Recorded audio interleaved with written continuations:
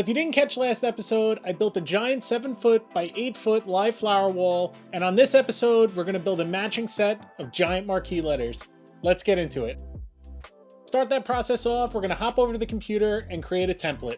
The first step in creating a template is picking a font. For this, you can really use any style you'd like, but depending on which you choose will make a big difference in the ease of constructability. I went to 1001fonts.com and found a font called Squares. Because this font lacked any curves, it would make the overall build process much easier than having to make all the curves associated with other types of font. With the font picked, I hopped into Adobe Illustrator and typed out the 3 letters I was asked to make. I then created a custom canvas size to fit the larger size my local print shop could make, which was 36 by 48 inches. Luckily, this happened to be the size of the letters requested, but even if you wanted something larger, there are other ways to do it. With the canvas size set, I then scaled the image to fit right to the border of the page to get the scale of the template accurate. One thing I made a mistake on that I'll save you guys a headache for later: don't change the height and width ratio when scaling your letters, because it'll cause some headaches, which I'll explain later on in the video. Now that the scale was accurate, I printed the image to PDF, loaded it into a flash drive, and brought it to my local copy place to print it out. You can also use an at-home printer and print onto 8.5 by 11 sheets and stitch them together if you want, but if you could print everything all on one page, it's definitely a lot easier.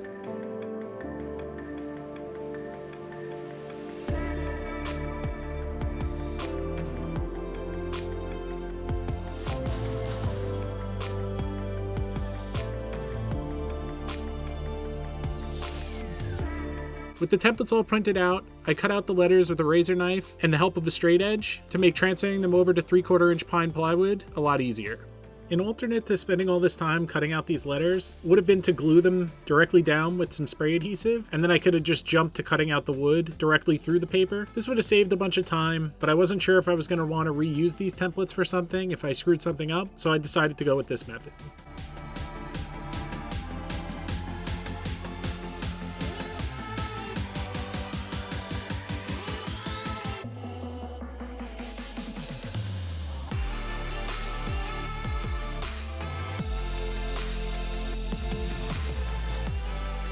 I then taped these down using painter's tape and began cutting out the letters. I used a combination of things to accomplish this, but I mainly used my track saw and jig saw. Like I say in most of my videos, there are tons of different tools you can usually use to accomplish the same thing, so if you only have a circular saw or even a hand saw, you could still get this job done.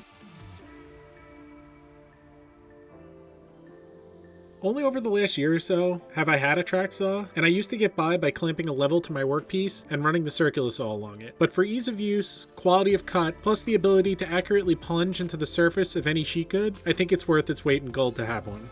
Also, if you do have even a simple dust collection system like I have, the track saw's dust collection system really works amazing. I have affiliate links in the description below, as well as a few other videos on my channel showing how I integrated a simple dust collection system into a pretty cool workbench.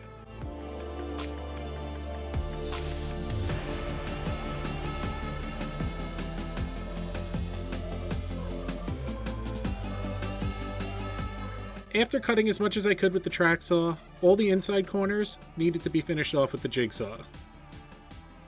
So something you may be questioning at this point is, why am I making these out of 3/4 inch plywood? There's a simple explanation for that. These need to be pretty strong as they're going to be filled with wet floral foam and packed with flowers.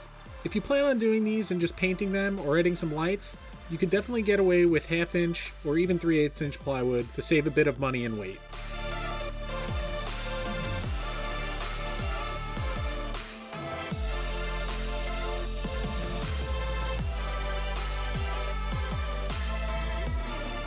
And with all that out of the way, I'm not going to bore you guys with cutting out the other 2, so here's a quick little time lapse of getting that done.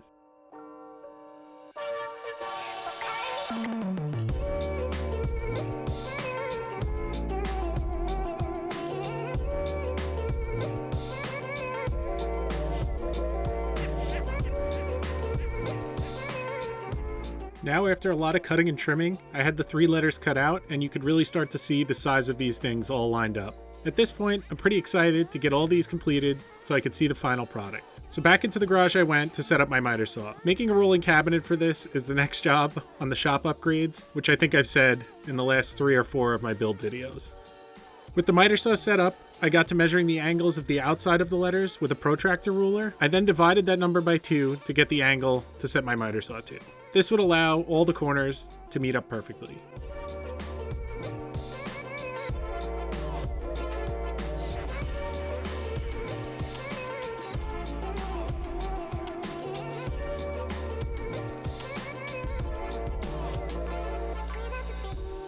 For the most part, these angles were all within a degree or two of one another, but you'll see in a minute where the mistake I made making one of these templates would show up. Anyway, I got out my 15 gauge finish nailer and some glue and got to measuring the lengths of the border pieces and got to cutting, gluing, and nailing them on. For these border pieces, I used 1x5 pine rather than plywood because the edges of these would be visible and I didn't want to see the layers of the plywood. I also set the depth of the front of the letters to be the same thickness as the floral foam that would fill them, so the flowers that would be added later would be flush with the face.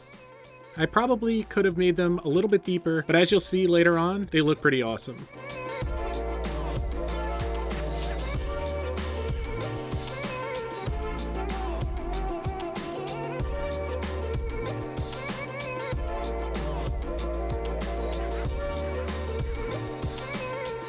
So the outside border was pretty easy to attach, but when I jumped to the inside of the letters, I realized I couldn't get them with the nail gun, and that created a problem. So I resorted to what every DIYer does and used some pocket hole screws. This method ended up working pretty well, but it was definitely more time consuming.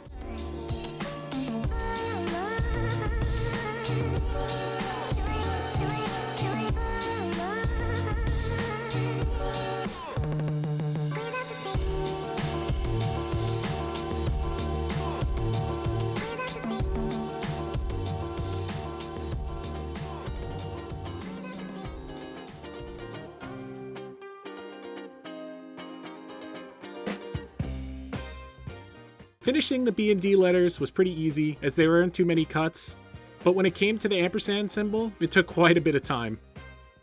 Then I realized that mistake that I was talking about throughout the course of this video. When I shrunk the width of the ampersand symbol to fit onto the canvas size, it changed every angle and I had to make a lot of adjustments to the saw for every single cut, which took forever and was very tedious. So at this point we were getting pretty close to the end of the project, and all I had left to do was caulk the outside of the joints because in my case, that's all that was visible. And then we can move on to getting them primed and painted and getting these over to the florist. One thing I did off camera was add a small triangle stand to the back so that it could hold a sandbag to prevent these letters from tipping forward from all the weight of the flowers and foam. And with all that out of the way, it was time for the florist to do a little bit of magic.